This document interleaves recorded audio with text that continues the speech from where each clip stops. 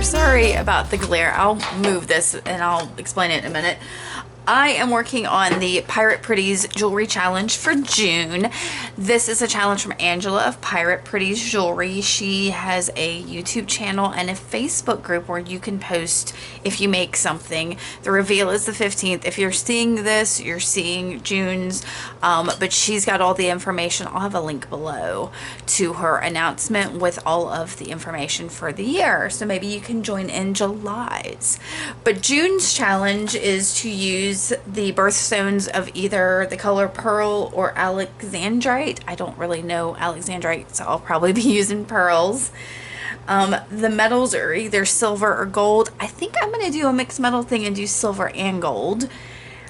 The project type is a necklace, and then the optional fun element is a bold pendant. Now, initially when I was thinking bold, I was thinking like a statement piece, like a statement necklace, something big and bold and in your face. And I was going to do a bunch of colorful tin pieces, but it just, I got frustrated. I looked up bold pendant and I kept coming up with these little small gold charm things, and I don't know, I'm torn on what bold pendant means now. So I've become like kind of hyper focused on that, and I'm going to make a pendant. So I have got this thing. Maybe zoom out just a little bit so y'all can see. It is the base of a tin container. I enjoy upcycling a lot, and I like to take old like cookie tins and cut them down and make fun jewelry with it. If you're in the jewelry realm, you've probably seen other people do this, and I'm gonna do an experimental thing. So I've got this base of a tin. It's just, you can see silver on both sides, and I have this golden colored skeleton key. I think it's some kind of reproduction thing or decorative thing. And I think somehow I'm going to combine these two things to make a pendant. So I'm going to take you along for the ride. I think I'm probably going to voice this over because if I talk, it'll take forever. So here we go. All right, y'all. So the first thing I'm going to do is cut down that large tin piece. I have my favorite tin snips. Since it's not super thick, I'm just going to use these. Cut down a fairly good little portion off the square and then cut that lip off. So I'll put a link below. Those tin snips I find at Basso's boutiques, but any other materials I have or tools I use for this will probably be an Amazon link, but I've only been able to find those tin snips on Basso's.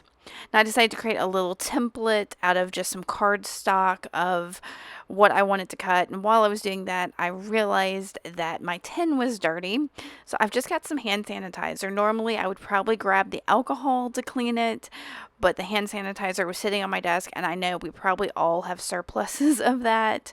So, but I do recommend you test it because it could distort your tin somehow if you use it.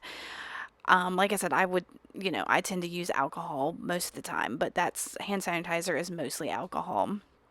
Now I'm using an ultra fine Sharpie marker with that little template I made to mark up my tin, just as a, so I know how big to cut my tin. And then I've come back with my tin snips and I'm cutting that down. Y'all, this is so easy. So easy so far, right?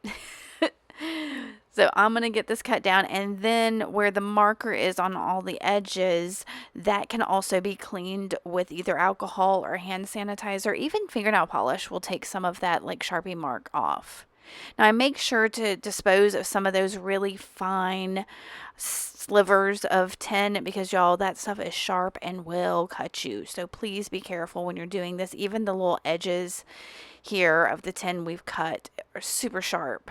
So the next thing I'm going to do once I get that all cleaned up, get the Sharpie off of there, is I'm going to grab, I've got a little bucket I keep on my desk that has that I put little snippets of things in because I'm afraid of tossing these tiny little things on toward my trash can on the floor and then stepping on them if they miss the trash can.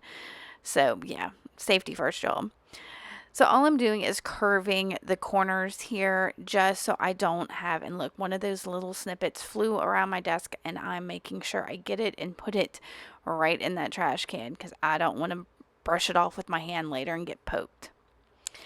And then it's a matter of filing all of those sharp edges because we've cut this and it's going to be super sharp. So I use a combination of things. I've got a medium to fine grit sanding block there, y'all. That's from the Dollar Tree. Then I am using, that is a 3M sponge thing that I got at my local grocery store. So I'm going around all of the edges of that. And then I'm using some steel wool. Y'all see I put some paper under that. That's steel wool phrase. And that's from the hardware store. That's not the stuff you get at the grocery store. And that is just to get all my edges down. And then I want to take a little bit of the shine off of that piece of tin. So I'm using that 3M sponge just to kind of buff it down. So it's kind of got like that brushed nickel kind of look. So it's not super shiny. And you'll see in the end how it looks. But it gives it a lot of consistency there. So I've put my key on top of there. And I'm going to mark 4 holes on here. 2 on either end on either side of this, and I'm going to grab it's a 1.8 millimeter hole punch. I figured that would be big enough to get 2 passes of my 22 gauge wire through. So I'm just going to punch those real quick, and then I'll bring in my bench block and a little hammer that I'm going to use just to make sure that those holes I punched are nice and flat and not pokey. Y'all, my whole thing, I don't want anything pokey. I don't want any of my jewelry to snag or hurt anybody. So I've come in with some 22 gauge silver German style wire here, and y'all, off camera, I tacked up one side of this key on there just to keep it from moving around while I wrap it. And then I bent that little snippet of wire in half and went in through the front on both sides so that the half met that key. And I'm bending that wire from the back and going back in that hole. So that's my second pass into this. And I'm pulling this as tight as I can. It gets real persnickety. And then I'll go in with the other side and make a pass through so that both ends of my wire end up on top again. I'm going to pull this and get it again. I want it as tight as possible, using my pliers to help me get that in there. And all I'm going to do is I don't want the wire to end in the back because that will make it pokey on the back, and I don't like pokey.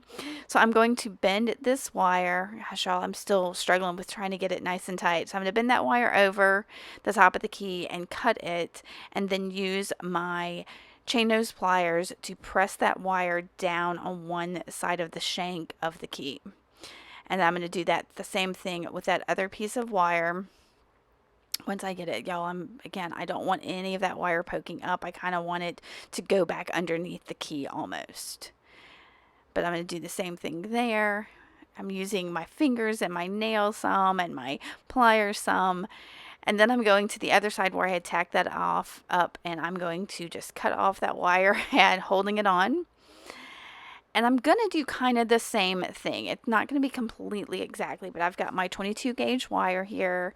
And you could use thinner wire if you want. 22 is my kind of go-to. But as you see, I bent that in half. I'm going through the front. I'm going to take one end of that wire from the back and push it through one of the holes to go back up through the front. And again, this is a bit of a struggle. It's, if you've got maybe a power punch and want to punch maybe a larger hole, you could, but I wanted this to be kind of inconspicuous and just there. So now I'm bending the other wire to go in through the other hole and getting it in there. And, like I said, I'm going to fight with this. I'm going to make sure it gets nice and tight. And I keep reminding myself that this is just wire. This is just tin and a key. And if I have to cut this all apart and start over, I can. It's not a huge loss. All right, so this one's going to be a little bit different. I'm going to fiddle with it for a little bit, trying to get it good and tight because it stays a little, the key's moving around a little bit more than I would like it to on this piece of tin. So here in a second, I'm going to realize I could wrap that wire over the top of that, what is that called? I looked it up a minute ago, but up the key portion of that skeleton key, and then behind the shank and back over. So like the other one, I pulled that other piece of wire down over the front, trimmed it, and now I'm going to trim that one I kind of pulled up and behind, and then make sure it's tucked down behind that key. And then for my last step, I'm going to punch a hole in each top corner of my tin. Again, pulling out my little bucket. And then I'll grab my bench block and my little hammer and hammer those down so it's not pokey. And then I will finally get started on the necklace and pearl portion of this. So I'm using both 22 gauge gold colored German style wire and silver. And I'm going to do an alternating pattern. So since my tin there is the silvery color, I'm going to start with my gold wire and I'm going to make a wrapped loop. Now I've slowed this down a little bit so you can watch, making sure my wire is straight, going down about an inch or so from the top of the wire, making a 90-degree angle with my round nose pliers, forming a loop around my round nose plier, bringing it under, and then making my loop. I do have a tutorial on making wrap loops that goes a little bit slower. I'll put a link right up there in that right corner. But I'm going to wrap that wire around a few times. It ends up being about 3. And to finish it, to make sure it's good and tucked, I pull in my chain nose pliers just to bring that end of the wire all the way around. And then I'm going to make sure that my loop is right where I want it. I'm still tucking that into the wire. But I'm going to flatten my loop up there, make sure it's nice and straight, straighten my wire, and then I have my pearls. These are some large faux pearls that were probably in some old jewelry that I took apart and am upcycling into this project. And so I'm going to start a wrap loop on the other side of that, but before I close it and do the wrap on it, I slip it on to that hole on the tin that we made. And then I'll wrap it and close up that loop. And then trim it and tuck it. And I'm going to show you one more time. But the next thing I'm going to do is I'm going to grab some of that silver 22 gauge wire. Bring that in. And I've got some round faceted crystal clear beads that I'm going to do. So I'm making my wrap loop. So I'm forming my loop. And then I'm wrapping it around. Then I'll bring in my chain nose pliers to kind of tuck that end down. Then I'll make sure my loop and everything are just nice and flat. String on that crystal bead and then form the loop on the other side. But before I close it, I'll slip it onto the loop on the pearl. And I'm going to repeat that pattern. The gold wire on the pearls, the silver wire on the crystals. Do both sides of this to make a chain. And I'm going to show you all of this in just a second.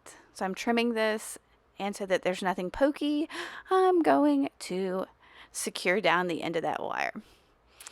So I'm going to repeat that on both sides, and just like that, I have this full chain. So the last thing I have to do is add a clasp, and I am using, since the last bead on there is a crystal one with the silver wire, I'm using a gold jump ring and then a silver lobster clasp, and I didn't open that jump ring quite a bit. And so a silver lobster clasp, and then on the other side there will be a gold jump ring and then a silver jump ring as the final closure.